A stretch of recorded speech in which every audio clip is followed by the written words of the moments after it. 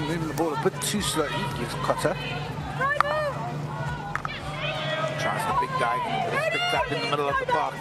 And Ireland come forward now. Forshaw running with purpose. Looks for the overlap. There's a chance, and it's inches wide. Carry on the end of it who received it. Great running from the captain through the middle of the park and talking the whole time.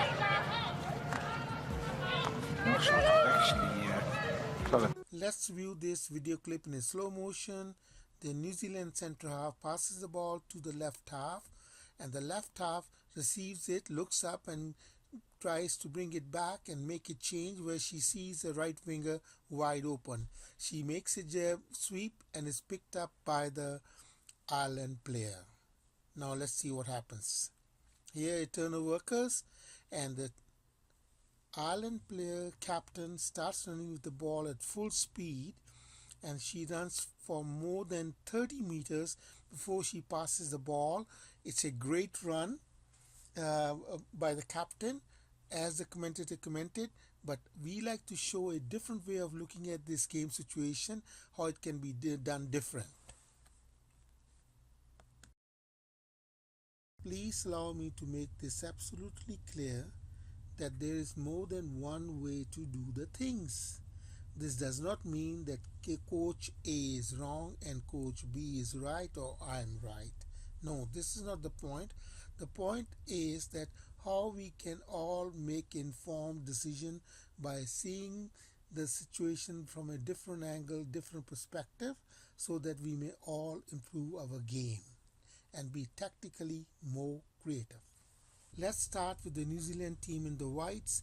The centre half passes the ball to the left half, and the left half receives it, scans the field, and beautifully makes a sweep hit to her right winger, who seems to be open, but the ball is intercepted by the Ireland player and the counter-attack starts. What can be done different in this situation? Number one, after passing the ball from the centre half to the left half, if the centre half, instead of floating up, had backpedaled about 1 meters or a little bit more than that, then she had option of receiving the pass. Who knows, she might have drawn one of the opponents towards her, and that could have created more space. Or when the left half passed the ball to the centre half, she could make an aerial scoop to her right winger, who could have picked up on the run. This is just my view, another way to look at the things. Now let's analyze this game situation from the Ireland point of view. After intercepting a pass, the Ireland captain made a solo run which was more than 30 meters. Great run, great courage.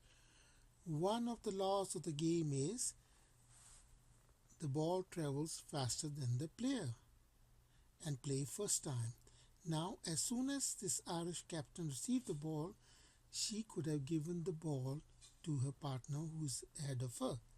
She kept on running with the ball, nothing wrong with her, and her partner was there supporting her. Now, here's the point. If the Irish captain had slowed down a little bit, passed the ball with a reverse stick to her teammate, and she could have given the ball to the left winger, in this situation, this would have not allowed many of the New Zealand players who recovered, because they were also equally fit. This is one situation. Another situation is now over here. The Ireland captain could have given the ball to the right winger here, and she could have passed the ball to the right winger, and this would have turned the New Zealand defenders turned around, and they would have tackled from the weaker side. Plus, from the D-top, the view would have been better. The right winger could have hit the ball to the player on the left post, or taken a slice shot in the roof of the net. This is just a way to look at the things. I am not criticizing, I'm just giving you the view from a different angle and perspective. Here's the old saying, haste makes waste. Delays are dangerous. Make haste slowly. In other words, there's a time to hold the ball, there's a time to pass the ball, And here comes 4Ds: deliberate delay, deception, diversion, and dexterity. Scientific studies have revealed that the hardest thing to teach a young hockey player is game intelligence, reading the play, and decision-making process. The best time to teach this is when the players are in their early teens to mid-teens, from 13 to 16. And to do that, teach the game in the context of the game via mini hockey games rather than making the players run through the cones. We need intelligent players who understand when to hold the ball, when to play first time, when to change the focus of the play from left to right. Here are my honest inner views. As a hockey family, we have come a long way. We have a long way to go to be as tactically creative as the football or soccer is.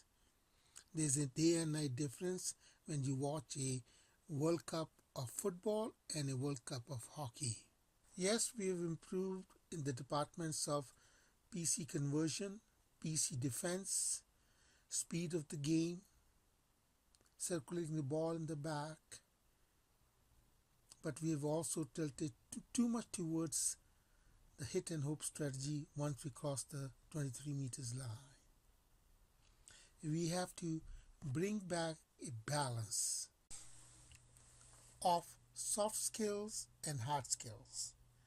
Looking at a game being revolutionized since 1960s, in those days there was a balance of technical and tactical skills, although the game was played on the grass. As coaches have to rethink, look at the game differently, where we are more tactically creative.